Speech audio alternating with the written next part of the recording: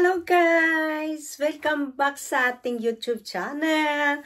Andito na naman uli ang inyong Lola, Marilyn Vlogs po. Magandang araw, magandang umaga, magandang tanghali po sa inyong lahat at magandang gabi sa lahat ng kinaroroonan nyo ngayon guys. At ngayon guys, magbablog tayo ng kagaya nung last na video ko guys na ang susunod kong i-content dito sa aking pagbablog ay about sa pagkakaroon ng driving license dito sa Germany.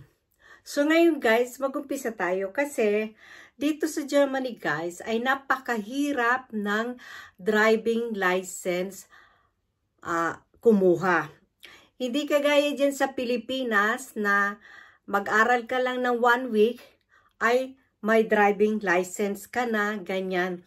Pero dito guys, sa Germany, ang gagawin mo dito ay syempre, magpapa-enroll ka sa driving school.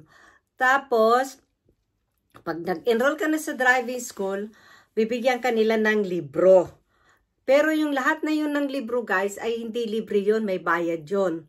Ngayon, pag binigyan ka ng libro, syempre, pag-aaralan mo yun sa bahay. Tapos, papasok ka everyday sa driving school dito. So, ngayon, pagka mag-aral ka na pag pumasok ka na sa driving school, guys, syempre, ituturo sa'yo ng teacher doon, yung kung anong mga paano pagdadrive, kung ano mga rules and regulation dito sa pagdadrive. Pero sa libro, nakalagay na lahat yan, guys. So, yung libro na yan, guys, kailangan yan ay pag-aralan nyo sa bahay, gabi-gabi.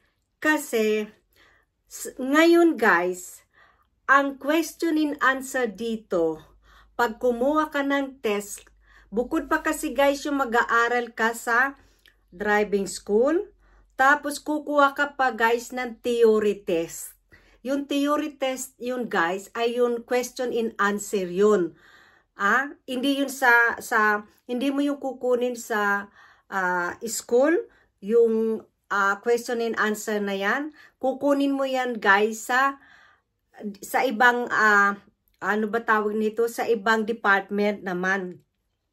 Hindi sa driving school, kundi sa ibang office, isang building na naman yung kukunin mo. Doon yung pagkuha mo doon ka, yung kukuhanan mo ng theory test, yun ang kukuhanan, magbibigay sa'yo ng driving license. Pag ikaw ay napasa mo yung theory test na yan at yung actual driving license, actual driving. So ngayon guys, dito, ngayon, pag kumuha ka ngayon ng driving license, ang question and answer guys is 2,500 na. No? Imagine, ang dami, 2,500 na. Nung nag-aral ako guys, ng driving license dito, ang question and answer lang is 1,500. No? Pero ngayon, may bago na naman batas dito na 2,500 na ang question and answer. Kaya yung libro na yun guys na bibigay sa iyo sa driving school, kailangan isaulo mo lahat yun. Kasi pag kumuha ka guys ng theory test, 30 question lang ang ibibigay doon sa iyo. No? Hindi mo alam kung yung 30 question na yon kung anong tanong ang pasasagutan sa'yo. Yung 30 na yon ay mayroon yon mga point na 4 points sa isang number, may 5 points ang isang number, mayroon 3 points ang isang number. So, in 30 question, guys, kailangan ma-perfect mo yun. Wala kang makuhang mali.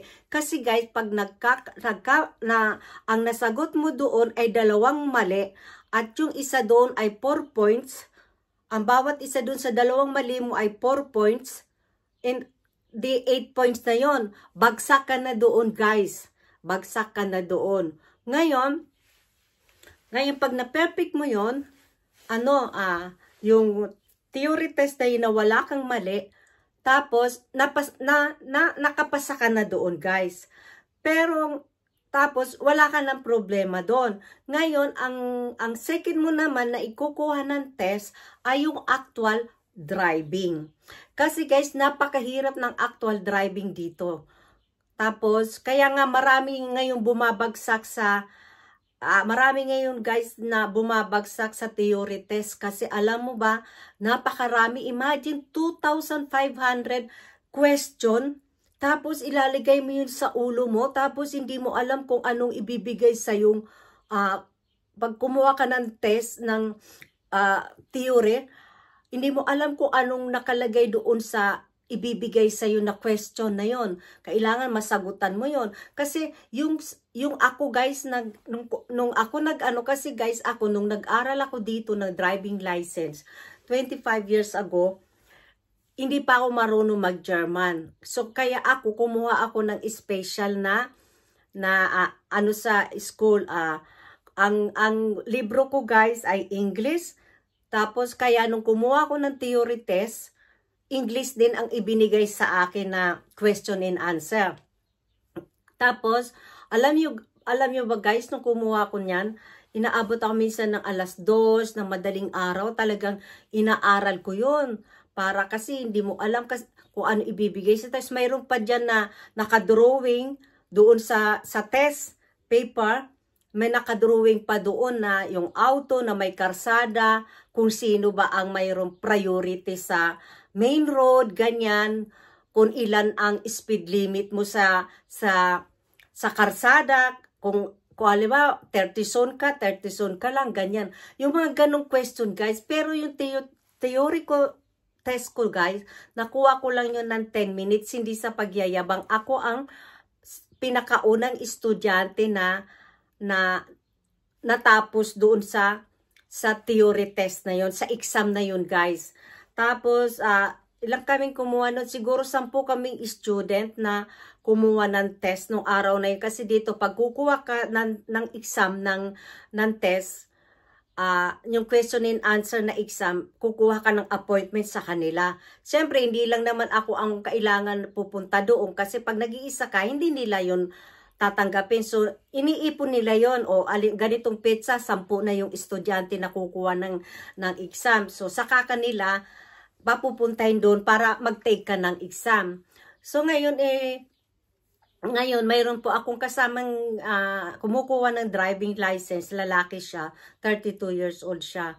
Tapos, sabi niya, ang hirap daw kasi ang dami ng mga tanong na dapat mong isaulo kasi same procedure pa din for 25 years na 30 question lang ang ibibigay sa examen. So, ngayon, sa actual driving, bumagsak din yung kasama ko sa trabaho. Guys, nung nag-aral ako dito ng driving license, ang actual, bumagsak ako guys sa actual driving ng, excuse me, ng 3 beses. No? Kasi, kasi guys, nung nag-aral ako dito, siyempre, wala akong alam sa German. So ngayon, sabi ko, gusto ko yung teacher ko na magtuturo sa akin ng actual driving ay marunong mag-English. Hindi naman sila guys marunong mag-English, kaya bumagsak ako ng 3 beses sa actual driving.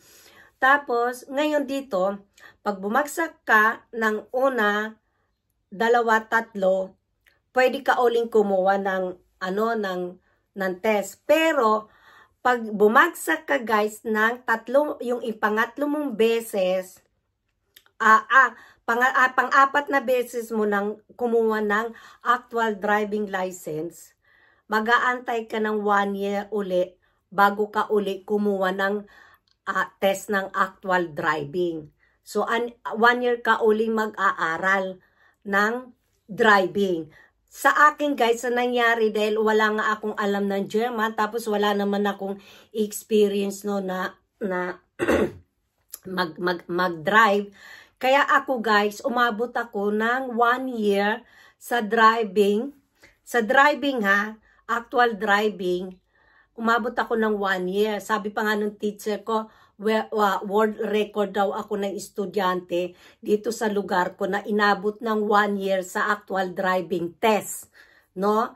Kasi nga, hindi ko yun naipapasa, guys. Kasi nga, siyempre, nung nag-actual driving ako, hindi ko naiintindihan yung sinasabi ng teacher ko. Kasi nga, German. Hindi naman siya marunong mag-English. So, kumbaga, pinapakiramdaman ko na lang siya. Tapos, nung bumabagsak ako ng first, second, third, sabi ng teacher ko sa akin, itinatranslate niya yun doon sa ex ko dating asawa. In-explain yun ng teacher ko sa kanya na bakit daw ako magaling na ako mag-drive, pero pag umupo na, guys, yung professor, kasi guys, dito guys, pag kumuha ka, guys, ng actual driving na hindi lang yung teacher mo ang kasama mo sa loob ng sasakyan habang nagdadrive ka. Mayroon, guys, na professor na nakaupo sa likod mo at iyon ang magbibigay sa'yo ng driving license. Yung professor na yun na nakaupo sa likod mo. Ngayon, pag iyon, guys, pag nakaupo na yun, pag nag-actual driving test ka na, tapos yung sasakyan mo, guys, na ginagamit mo sa school, na driving school, walang nakalagay yung, guys, na driving school sa kotse. Normal na kotse lang para hindi malaman ng ibang sasakyan na kumukuha ka ng actual driving school. Kasi kung mayroon nakalagay sa sasakyan sa labas na driving school, so malalaman nila na ikaw ay kumukuha ka ng actual driving test. Kaya pag dito sa Germany, guys, pag kukuha ka ng actual driving test, 3 kayo sa kotse. Yung teacher mo nakaupo sa tabi mo sa harapan, tapos yung professor nakaupo dyan sa likod mo. At yung professor na yung, guys, uobserbahan ka mula ulo hanggang paa. Kung ikaw ay tumitingin sa left and right ng mata mo, kung ikaw ay mag-o-overtake. Kasi, guys, yung professor, iyon ang magmamando sa'yo na sasabihin sa'yo, okay, the next traffic light, you must drive to the right side. Yeah, to the right. Tapos titignan mo yun, guys, yung shield na yun, kung yung shield na yun dapat bang mag-drive ka sa kanan, ganyan. Titignan mo yung shield na yun, kung yun yung street na yun, yung highway na yun, straight ahead lang, or bawal kang kumanan, or bawal kang kumaliwa. Yun, guys, ituturo sa iyo lahat yun sa sa driving school, guys, yeah? Pero pag actual na driving na, ang magmamando sa iyo, guys, ay yung professor mo na, yung teacher sa tabi mo, guys, tahimik lang yan. Hindi ka na niya tuturuan, hindi ka na niya tutulungan kahit sa pagbe-brake mo sa paa. Kasi ang mga driving school dito, guys, ang driving school car dito, mayroon din silang brake sa kabilang sa kabilang upuan, no? Brake doon sa may steering wheel, at may brake din sila sa paa nila. So pag actual driving na dito, guys, ang professor mo nakaupo, oobserbahan ka niya kung paano ka ng gear, ganyan. Tapos kung paano ka kumaliwa, kung paano ka mag-brake. Ultimong bawat movement mo sa loob ng kotse, obserbahan niyang ng professor. So, alimbawa, kagaya ko, guys, nung pinatake ako ng yung pangalawa kong take na bumagsak ako, sabi nung professor sa akin, kasi yung professor, guys, marunong mag-English. No, marunong siya mag-English yung professor. Ngayon, sabi sa akin nung professor, una muna tinanong niya sa akin kung marunong ako mag-English. Sabi ko, po, marunong po ako mag-English. So, yung mga komando niya sa akin, guys, puro na English. Ngayon, sabi niya sa akin, nung pangalawang bumagsak ako, sabi niya, okay, the next traffic light, you have to drive, to the left. Yeah? Tapos ako guys, sinunod ko siya, nag-left ako, hindi ko nakita guys na yung shield ay bawal doon mag-drive ng left. Doon ang ibinagsak ko. Tapos, yung pangatlo ko guys, na ikinabagsak ko, pinadrive ako ng backward parking. So in between two cars guys, tapos doon ako pina backward na parking, pa-backward. So kailangan sisingit ako doon sa dalawang kotse. So ngayon, pag backward ko doon dahil nakuha ko yon. Talaga naisingit ko yung kotse na walang problema. Tapos, nung naipark ko na yung kotse, sabi sa ng professor, o sige, lumabas ka na sa kotse. Di ngayon guys, lumabas ako. Tapos, hindi ako guys tumingin na bago ko nagbukas ng kotse, basta bigla na lang ako nagbukas ng kotse, hindi ba ako lumingon na gumanon kung mayroon sasakyan sa likod na parating. Yun ang din ang binagsak ko. Kaya dito, ultimong kaliit-liitan guys. Tapos nung hindi ako tumingin,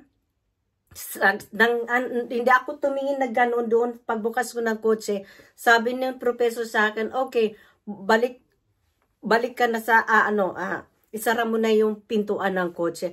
Guys, akala ko nakapasa na ako doon. Hindi pala.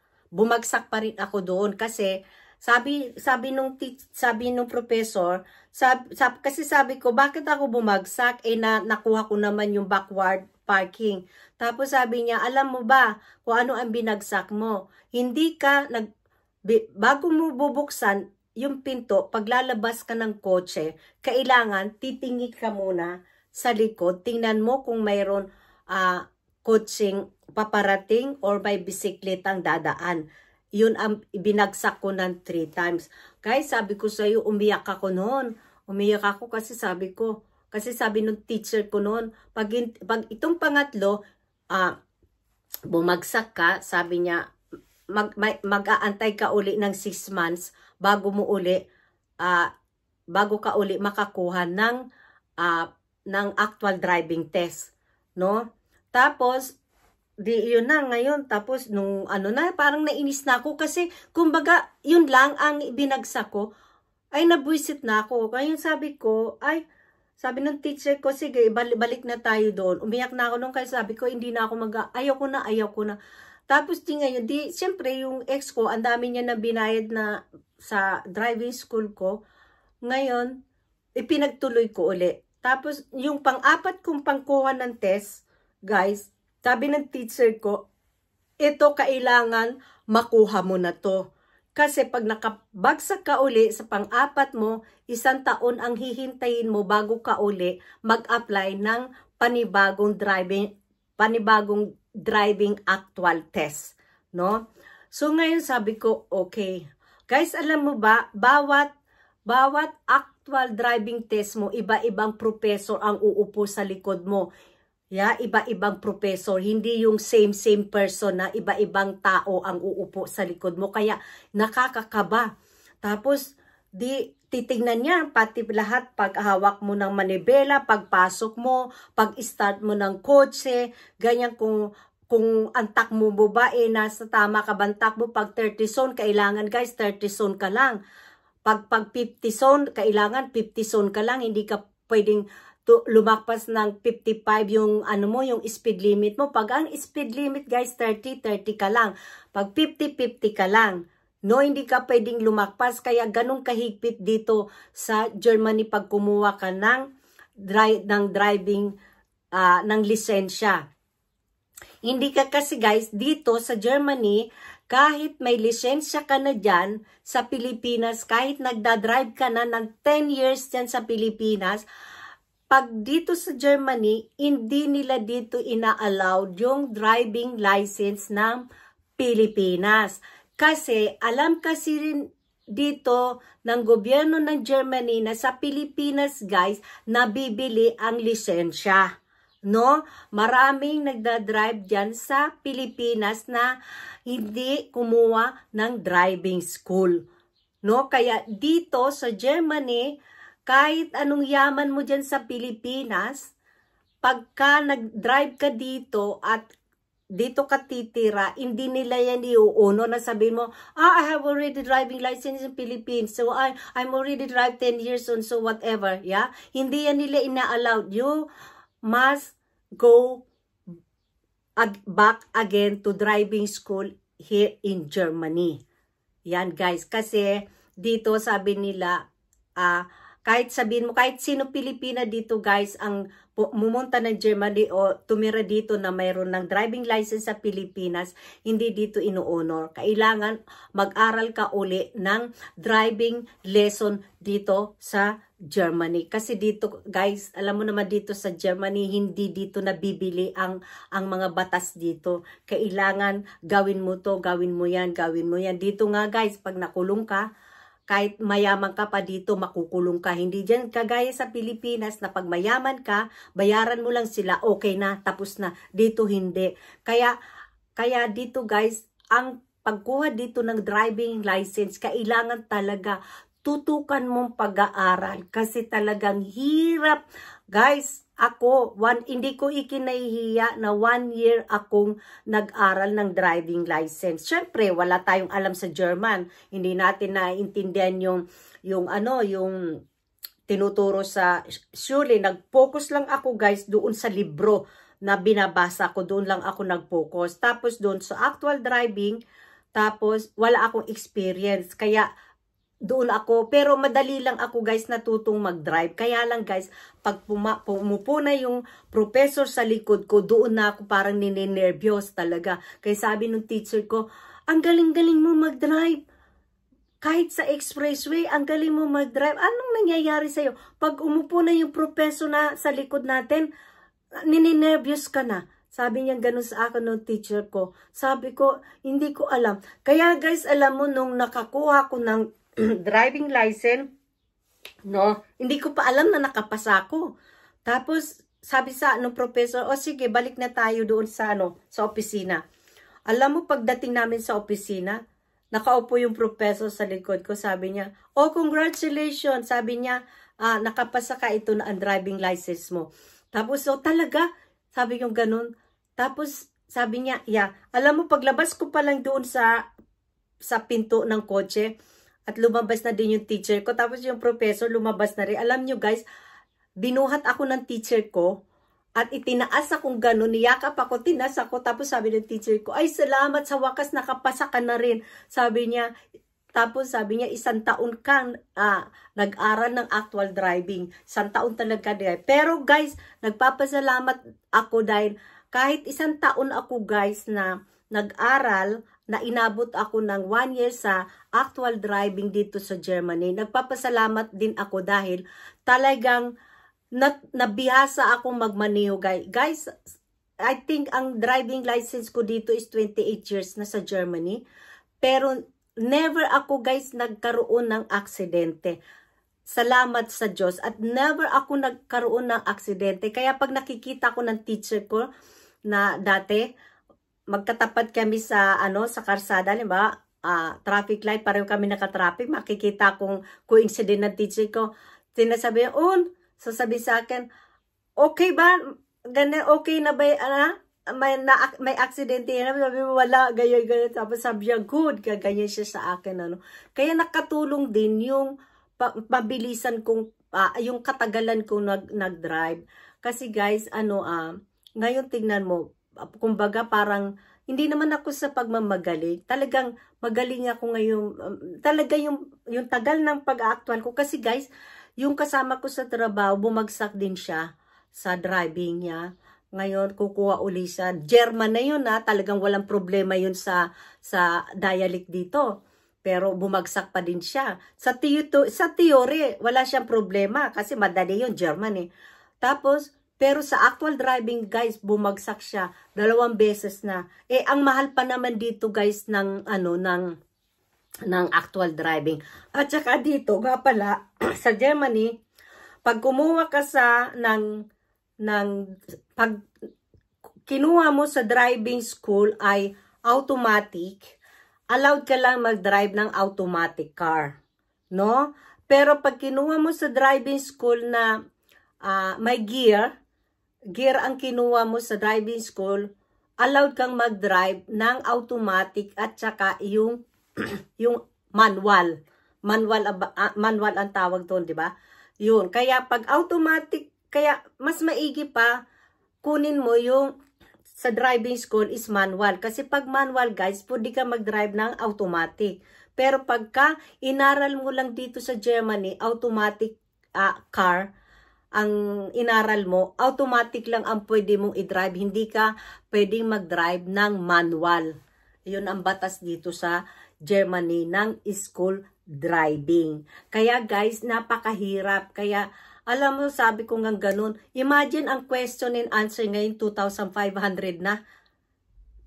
Ilalagay mo yung guys sa ulo mo. Nung time ko guys, 1,500. Talagang nilagay ko sa ulo ko yung 1,500 na yung question and answer kasi hindi mo alam kung anong ibibigay sa yung test. Examination pag kumuha ka ng theory test. Hindi mo alam kung anong question na ibibigay sa'yo. Kaya sabi niya ngayon, at ang mahal na ngayon guys ng driving license dito. Ang sa akin noon guys, dahil Smart pa noon, hindi pa Euro, ang bawat driving actual driving ko noon 45 mark pa noon ang 1 hour. Nagdadrive ako noon minsan 2 hours, 3 hours. Ngayon, mahal na. Kung 45 euro din, pero mas mura noon kaysa ngayon.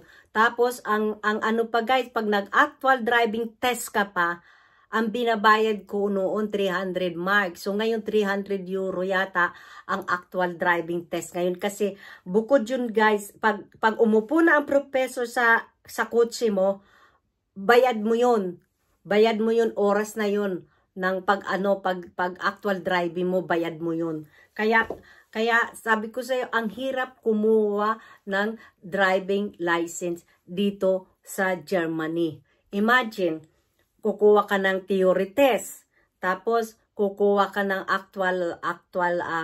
actual driving, no? Tapos may professor pa sa likodan mo nun habang nagdadrive ka. Kaya sinong gagana? Tapos titingnan pa yun dun sa may mirror na sa may salamin ng kotse mo. Titingnan nila doon kung ikaw tumitingin ka sa kaliwa. Kaya hindi nyo napapansin guys, pag ako nagdadrive, pag mag-overtake ako, tumitingin ako kaliwa, kanan, ganyan. Kasi hindi mo alam kung mayroong katabi ka ng kotse na hindi mo makikita yung kung hindi ka lilingon ng ganon. Pinaka-importante yun.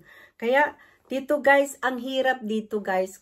Pero, sabi nga ng teacher ko dati, pag nakikita niya ako, o diba, nakatuloy yung tagal mong pag-aaral ng actual driving. Imagine, 1 year ako, kaya tinatawag nila ako dito na world record student ng Germany na inabot ng 1 year actual driving. My God. Pero hindi ko yung kinahiya kasi damo na nagtagal ako sa driving school ng actual driving, damo na naging mabuti akong pagdadrive, wala akong kaba.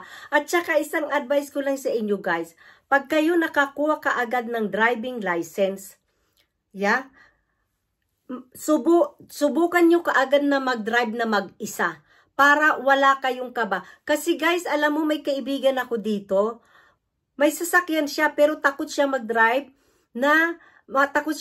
sa expressway. Hindi siya nakakapag-drive ng kotse niya na wala siyang kasama sa kotse, sa katabi niya. Takot siya. Kaya sabi ko, itry mo kasi pag hindi mo yan tinaray na mag-isa ka, hindi mawawala ang nervyos mo na yan na matakot ka mag-drive. Kasi inisip niya baka makabangga siya, ganyan-ganyan. Kaya sabi ko gano'n. Kaya nung time na yun na nakapasa ko, sabi ko, pairam ng kotse mo at idadrive ko. Ako lang mag-isa yun. Wala akong kasama sa kotse. Dapat ganun ang gawin nyo para mawala yung nervyos nyo na mag-drive kayo mag-isa sa kotse. So, ngayon guys, yun lang guys ang aking details sa kung paano kahirap ang kumuha ng driving license dito sa Germany. Kasi guys, hindi kagaya dyan sa Pilipinas, 1 week ka lang mag-aral, makakakuha ka na ng lisensya. Dito hindi, talagang grabe. Ang pinakamahirap lang dito guys is yung actual driving. Talagang actual driving guys, ang pinakamahirap dito na kunin. Tapos yung professor mo pa guys, napakahigpit. Talagang mula ulo hanggang pa. Kaya alam nyo ba, sabi ng teacher ko nung kumuha ko ng driving, ng actual driving test, yung pinaka-final ko na, sabi niya, hindi kita matutulungan kaya gawin mo ang the best mo. Kasi pag bumagsak ka pa ngayon, hindi ka na, mag-antay ka ng 1 year bago ka uli makapag-apply ng actual driving uli. Ganon dito guys. Pang-apat ka bumagsak, mag-aantay ka ng 1 year bago ka makapag-apply uli ng actual driving test para makakaroon ka ng lisensya. Kaya dito guys, ang German license dito, magagamit mo around the world. No? Kahit pumunta ka ng Amerika, pumunta ka ng Spain, pumunta ka ng Saudi Arabia, magagamit mo guys. Kasi alam nila na pag nakita nilang German driving license, talagang alam nila na ito'y pinaghirapan mo at hindi ito nabibili. Hindi kagaya dyan sa Pilipinas guys na ang driving license ng Pilipinas kahit saang bansa ka pumunta, hindi nila yan ino-honor. Kasi nga alam nila na dyan sa Pilipinas, mga tao dyan na natututo lang mag-drive ng learning by doing. Hindi sila pumupunta ng driving school. Kaya dyan sa Pilipinas, karamihan dyan nila guys, hindi alam kung sino ang mayroong priority sa karsada. Kaya pag nagkabanggaan sila, kahit hindi nila alam kung sino ang may mali o hindi. Basta dyan, ipalakasan ng boses. Ganyan, takutan. Dito, sa Germany, pag na-aksidente ka, at alam niyang kasalanan mo at tawag ka ng pulis, alam nila kung sino ang may kasalanan at hindi mo kailangan magsalita. At saka kailangan alam mo rin kung sino ang may kasalanan. Kagaya guys, nung na-aksidente ko, may bumangga sa akin dito. Nag-backward parking siya. Ang bilis niya, tinamaan yung kotse ko. Ganyan. So ngayon, wala na kaming diskusyon nung bumangga sa akin. Basta sinabi lang niya sa akin, oh, I'm sorry, it's my fault, ganyan, ganyan. Kasi alam na niya kaagad na mali siya. So ganun dito sa Germany, guys. Eh, dyan sa atin, guys, ultimong shield, hindi alam kung ano ibig sabihin ng sign na yun ng shield. Tapos, pag red light na, diretso pa rin sila ng drive. Nga? Tapos, hindi, kahit wala kasi dyan sa Pilipinas na tinatawag din na left and right. Yo, kung sino ang may priority. Kaya nga pag ako na dyan sa Pilipinas, pag nagdadrive yung anak ko, sinasabi ko, oh, yung nasa kanan mo, yun ang may, pag halimbawa 30 zone, yung nasa kanan mo, yun ang mayroon priority. Hintayin mo muna siya makatawid bago ka tumawid. Kasi dapat, pagka may kotse ka, alam mo ang mga rules and regulation sa karsada, pati yung mga shield na yan. Kasi pag kayo nagkadimandahan, alam mo kung sino ang mali. Pwede mo ipaglaban kung sino ang mali. Eh kung wala kang alam, kahit alam mong mali yung naka-aksidente sa'yo, kung wala kang alam, eh syempre, ano ka nila ang kasalanan mo. Dahil wala kang alam, oo ka na lang doon sa naka-aksidente sa'yo. Kaya ganun kahirap ang driving license dito sa Germany. At ang German license ng Germany, you can use this anywhere, kahit saan bansa ka magagamit mo. Pero ang driving license ng Pilipinas, hindi mo magagamit na mag-drive ka kahit saan bansa. Okay guys, that's all for my vlog today guys. Nako, mahaba na naman to kasi syempre ikinikwento ko lang sa iyo na guys kung anong kahirap ng driving license. So hanggang dito na lang guys ang aking vlog. At sa susunod ko naman vlog guys ay ang tungkol sa mga insurance ng sasakyan guys. Okay, kung ano ang obligasyon ng mayroon may-ari ng sasakyan dito sa Germany. So guys, abangan nyo. Thank you for watching guys. And sana guys ay may natutunan kayo ngayon dito sa vlog ko. Like I said, magbablog ako ng mga batas dito sa Germany. Magpa part 1, part 2, part 3 tayo guys. Para at least nalalaman nyo din guys kung ano ang mga batas ng ibang bansa. Para at least kung makapunta kayo sa dito sa Germany, mayroon na po kayong alam ng kaunti na nanggagaling sa akin. Okay guys, kasi guys ako matagal na ako dito sa Germany, 29 years na ako dito, kaya hindi naman 100% na alam ko lahat ang mga batas dito. Yun lang sinishare ko sa iyo kung ano yun alam ko guys. Okay, that's all for today guys, and thank you for watching and have a nice weekend to everyone. See you next vlog. Bye!